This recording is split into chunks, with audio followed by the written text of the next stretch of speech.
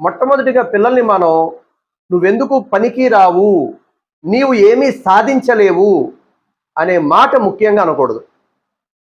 ఎందుకంటే కొద్దిమంది చదువుకుంటారు, వాళ్ళ ప్రయత్నాలు వాళ్ళు చేస్తూ ఉంటారు, వాళ్ళకి ఉద్యోగం రాలేదు, అయినప్పటికీ కూడా చాలా టూ మచ్గా చాలా దారుణంగా దెప్పుతూ ఉంటారన్నమాట కొద్దిమంది తల్లిదండ్రులు. అదేవిధంగా కొద్దిమంది పిల్లల్ని మార్కుల విషయంలో దెప్పుతూ ఉంటారు. ఇలాంటి మాటలు అనడం వల్ల ఆ పిల్లలు చాలా సీరియస్ తీసుకొని వాళ్ళ జీవితాన్ని కోల్పోయేటువంటి అవకాశాలు చాలా ఎక్కువగా ఉన్నాయి.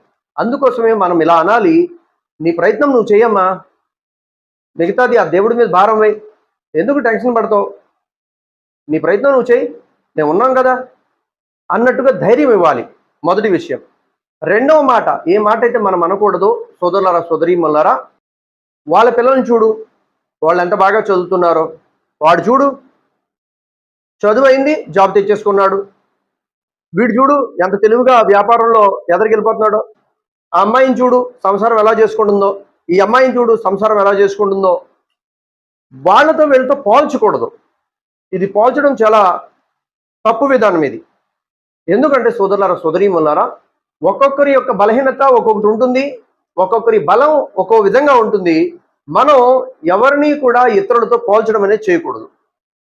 నీకు చాలా తెలివి ఉంది, నువ్వు ప్రయత్నించు, తప్పకుండా నీ ప్రయత్నం విజయవంతం అవుతుంది, నువ్వు బాధపడొద్దు అని చెప్పేసి వాళ్ళకి ధైర్యం ఇవ్వాలి. అంతేగాని మనం వాళ్ళతో వీళ్ళతో పోల్చి వీళ్ళని చులకం చేయకూడదు. ఇది రెండవ మాట, మనం అనకూడని మాట. మూడో మాట సోదరులారా సోదరీమణులారా, మన పిల్లలు మాట్లాడుతుంటే ఎందుకు అలా వాగుతావు, నోరు ఖాళీ ఉండదండి నీకు, నోరు మూసి కూర్చోవచ్చు కదా అని పిల్లల్ని అనకూడదు, అస్సలు అనకూడదు.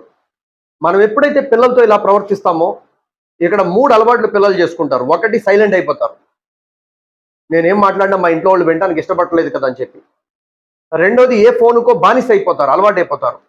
మూడోది ఏంటంటే, ఎవరైతే వీళ్ళ మాటల్ని కాస్త ఇంట్రెస్ట్గా వింటారో వాళ్ళకి బానిస అయిపోతారు వీళ్ళు. అది ఫ్రెండ్, గర్ల్ ఫ్రెండ్ అయినా బాయ్ ఫ్రెండ్ అయినా వాళ్ళతో ఫ్రెండ్షిప్ అలవాటు అయిపోద్ది వీళ్ళకి. ఎందుకంటే మనం వినడానికి ఒప్పుకుంటలే కదా, మనం బిజీ మ్యాన్ కదా, మనం బిజినెస్ మ్యాన్లో, మనకు ఖాళీ ఉండదు. ఆడోళ్ళకేమో సీరియల్లో ఖాళీ ఉండదు, మగోళ్ళకి మనకేమో ఫోన్లో ఖాళీ ఉండదు. పిల్లలతో ఎక్కడ టైం తెస్తాం, కాసేపు కూర్చొని మాట్లాడతానికి తీలేం కదా. అందుకోసం పిల్లల సమస్యలు మనకి చెప్పరు, వాళ్ళకున్న అవసరాలు మనతో మాట్లాడరు, వాళ్ళకు ఉన్న బాధలు మనతో చెప్పరు, బయట వాళ్ళతో షేర్ చేసుకుంటారు.